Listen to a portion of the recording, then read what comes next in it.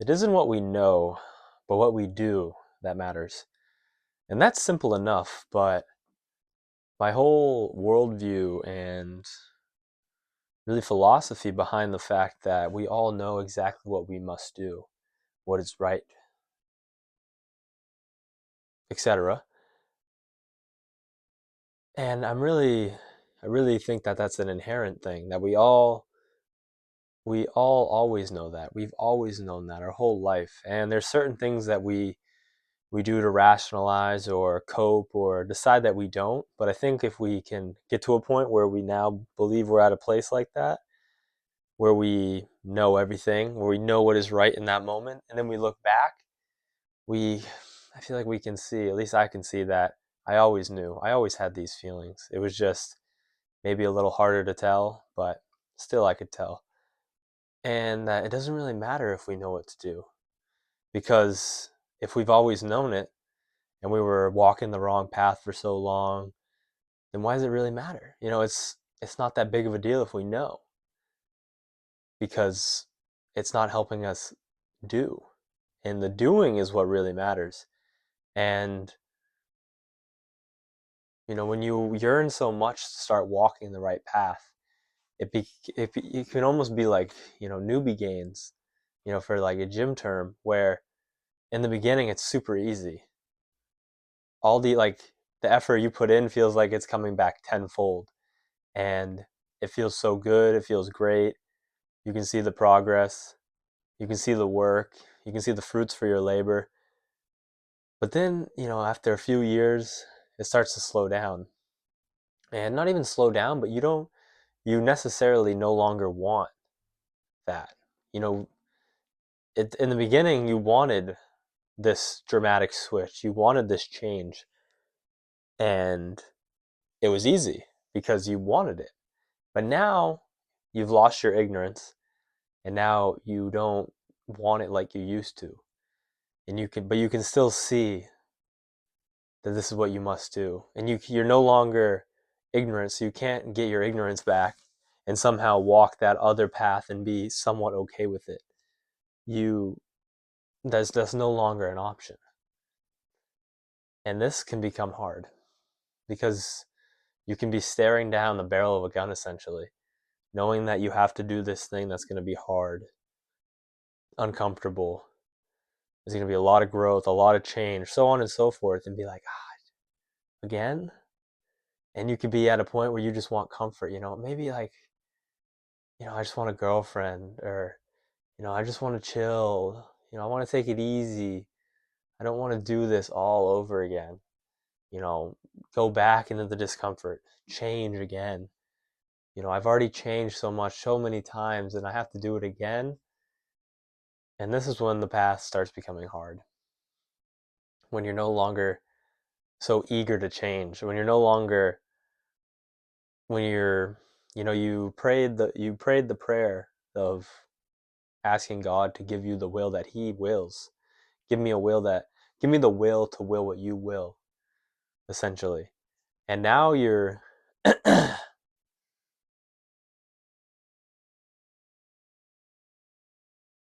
now in a way, you need to pray that even more because your will is no longer aligned. But it's also like, it's not even that. It's not even like that. It's more of a, you don't even want what you need anymore. Our wants are so often wrong. And we want to become who we are, but we don't do that by doing what we want. We do that by doing what we need to do, by trusting our intuition and doing that which feels right. And just because it feels right doesn't mean it feels easy, doesn't mean it's comfortable, doesn't mean you want to do it.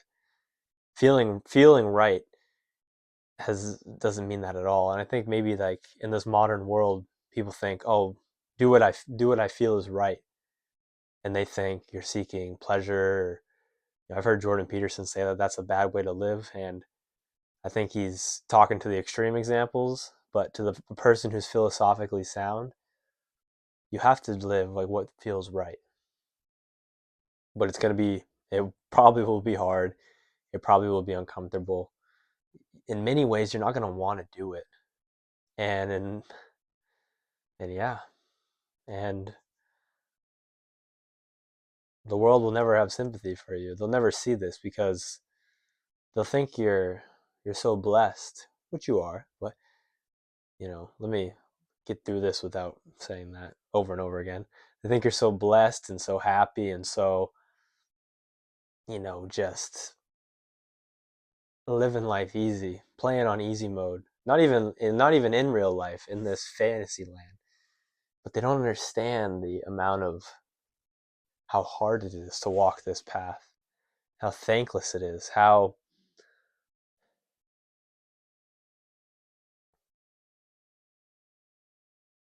you have to die time and time again internally and keep changing, to keep evolving, to keep becoming who you are, because now you know too much. You know so much that you'll never have ignorance again.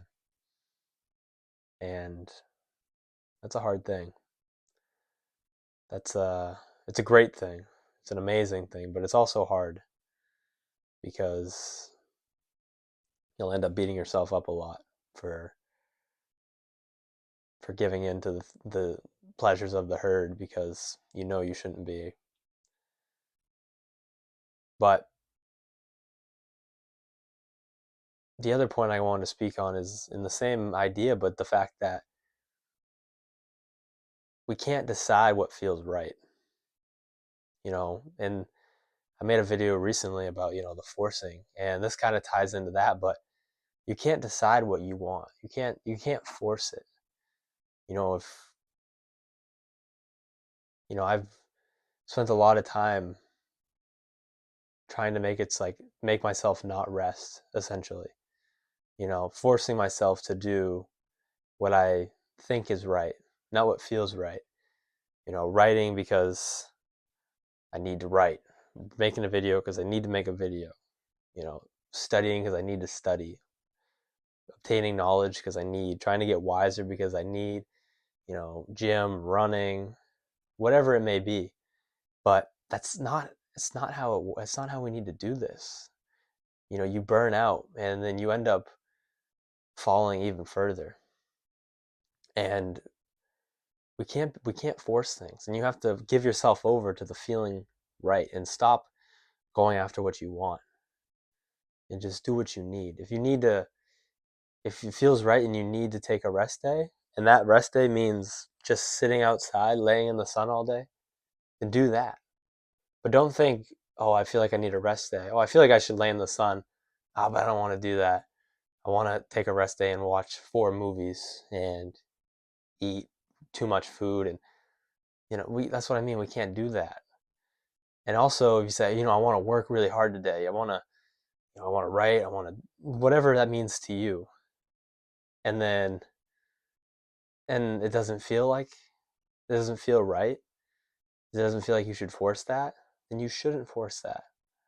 Maybe you bust out everything, but the quality of work isn't there. And this is for obviously for creative and things that actually matter endeavors, more or less, because in the society, working a job where you have to show up every day. Think about all the people who in 8 hours get done what they could get done in 2 hours if they actually came in fresh and wanted to do it. With these this 8 hour workday that seems mandatory. You can't give 100% of your brain power for 8 hours. And I've seen how much time is wasted in an 8 or 10 hour shift. I remember my job, we would work eights, and then people always wanted to work tens to make more money. But you do the same thing in an eight. You would just work 2 more hours, but no more would ever get done. Even in 12-hour shifts, the same amount gets done. It's so rare that whatever I was doing, if we were working a 10 or a 12, it couldn't have got done in 8 hours. If you're working a 12, we didn't start working for the first 2 hours. If you're working a 10, it's the first hour. If you're working an 8, you get right on top of it. And then it's the same on the back end. And that's this how the modern world works.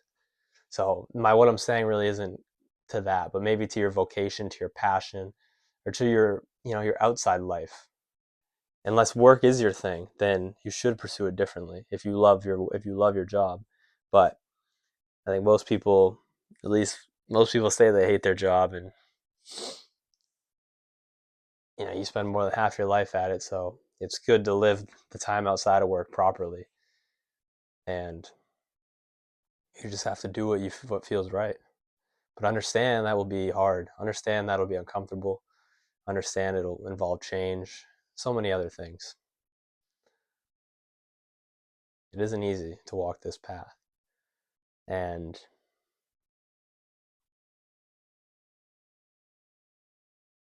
once you start it, you can never turn around. You can't, death, if you turn around, it's worse than death.